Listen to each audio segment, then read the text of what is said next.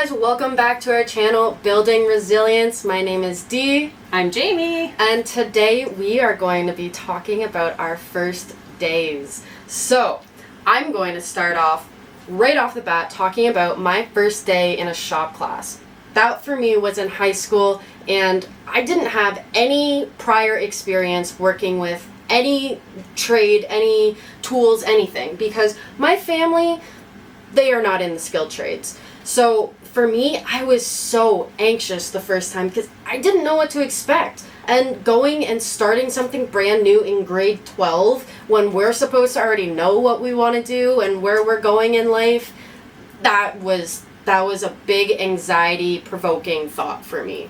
So my first day when I got there, it was just, my legs were going, I was shaking, it was not a good time. But I was able to get through that, and every single day got easier, it got better, I built my confidence up, and by the end of it, I actually won an award from that class.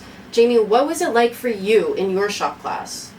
I had a very different experience. Unfortunately, even though Dee was the only girl in her class, she had a very, very good teacher who really helped build her confidence by often making her demonstrate how to use the tools, because he would teach her and then get her to show the guys, which was really good. I had different experience because I come from a family that is very hands-on. My father was a miner, but he also would buy and renovate houses, and my mother, who was a nurse, would help him a lot. So I was always used to also being around boys. I grew up in a neighborhood filled with boys. I was a tomboy, and my dad often taught me how to do different tasks to show up the boys. So when I got to high school and I joined construction and woodworking shop class, I was confident with using the tools. I did learn a few different tools. I guess I was a little bit shy or had a little bit of anxiety or nervous. I didn't really understand anxiety back then, but I guess I would have been nervous around the guys, but not in the same way that you would be if you didn't hang around with guys your whole life.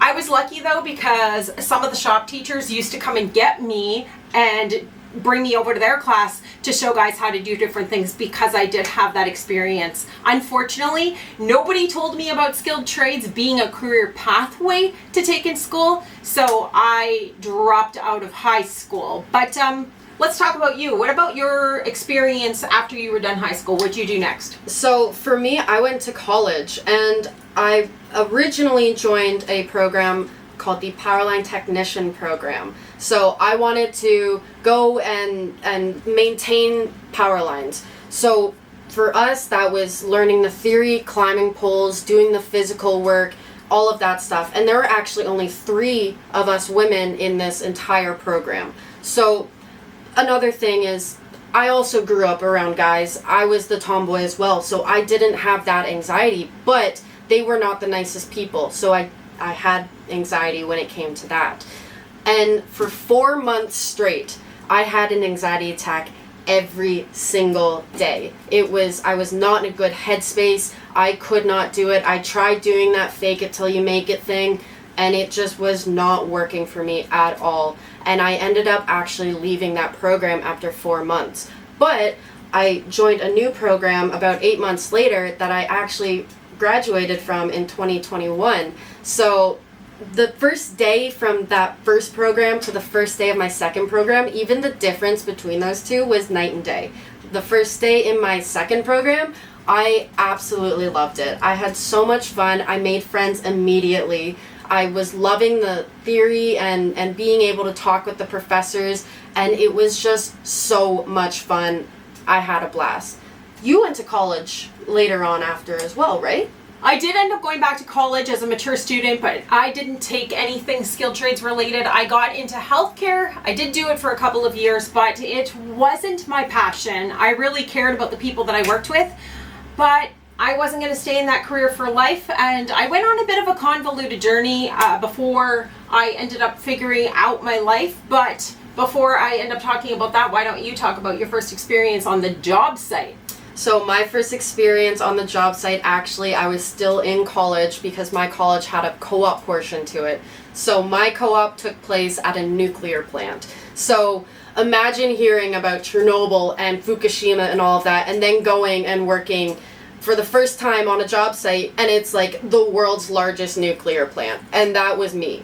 So I was so anxious because not only was I doing all of those firsts, but I was also living away from home. I was 3 hours away from home, and I'm a homebody, so that alone was just completely nerve-wracking. I was having anxiety attacks. I was calling my mom. I was begging her to come drive 3 hours just to give me a hug, which she did, by the way, so shout out, Mom, thank you. And, you know, every day was hard, but it did get slightly easier. And from my first co-op term to my second co-op term, like, I knew what I was getting into by that second time, and I was still nervous because I was living alone and 3 hours away, but I knew what to expect from the job site, and the guys, and that calmed so much of my anxiety. What was your first day like on a job site? Oh boy, so my first day, I will never forget it. It's burned in my memory. I walked onto the job site not knowing very much about the trade that I was getting into. So I had received a list in the mail with my acceptance letter of saying what tools I needed, and went to a local hardware store to try and purchase things like spud wrenches and bullpens. And they had no idea what these tools were. They didn't know what the frog was. So it turned out that I showed up on the job site the first day with wrong tools, wrong type of tool belt, wrong hard hat. I showed up, took the wrong bus in.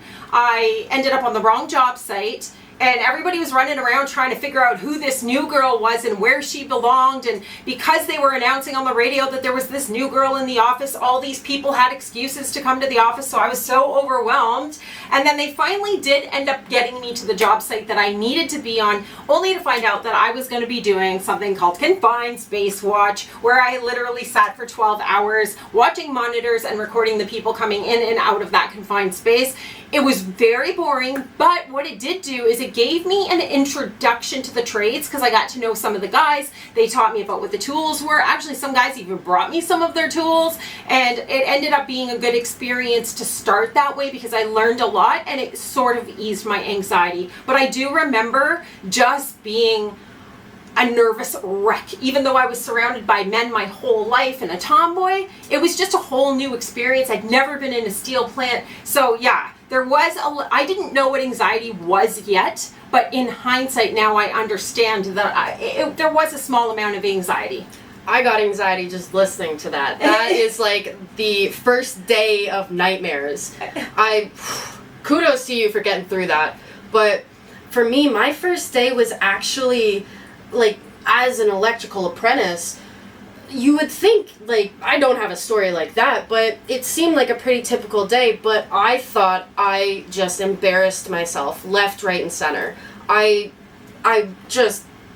went home and I wasn't sure that I could go back and show my face again. That's how embarrassed I was. Now, if I tell you exactly what I did that day, you would probably have the same reaction my journeyman had the next day when I told him how embarrassed I was, which was, really?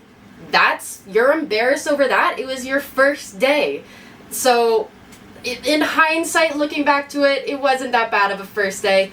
But during that day, when I had an anxiety attack that night, and I saw my dinner come up, that was not a fun time, and I was just really proud of myself for going back the next day, which I really did not want to do. So, you know, firsts, they are really hard, especially when we're doing contracting. If you wanted to talk more about that, you have more experience with that. Yeah, so something about contract workers and construction workers is that we are often working ourselves out of the job. We're going from job site to job site, and even you working in residential, you're going to different homes all the time. You don't always know what to expect. You don't always know the person you're going to be working with, the crew you're going to be on, what the dynamic is like, what the personality styles are like, and we work with all different personality styles. So you're always going to have that little bit of maybe anxiety or just a little bit of discomfort going from job site to job site. And I've worked across the country on job sites in the oil sands, in mines and mills. I've worked in many different environments, and I can say that those first days are always really, really challenging. So if any of this kind of like relates to how you feel, maybe you have ADHD or other types of disabilities, maybe you have a different type of personality style and things really do get to you at times, please tune in and share your stories with us and ask us questions and help us build this community, because we don't just want it to be about us.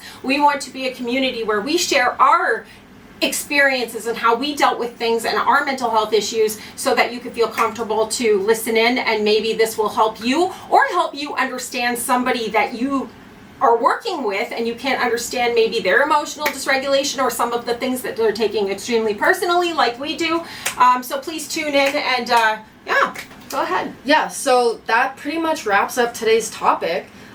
So make sure you tune in next time for our next topic, and maybe we'll have a guest, maybe we won't, who knows, but you will if you tune in. So make sure you like, subscribe, share this video like Jamie said, and just make sure to ring that notification bell, because who knows when the next one's gonna come out. I know we're gonna try to be on a schedule, but we can't promise anything. So thank you so much. Make sure to look at the description box for our social medias. We have Instagram and a Facebook page for this channel, and we've also listed our own personal social medias if you want to reach out to us personally.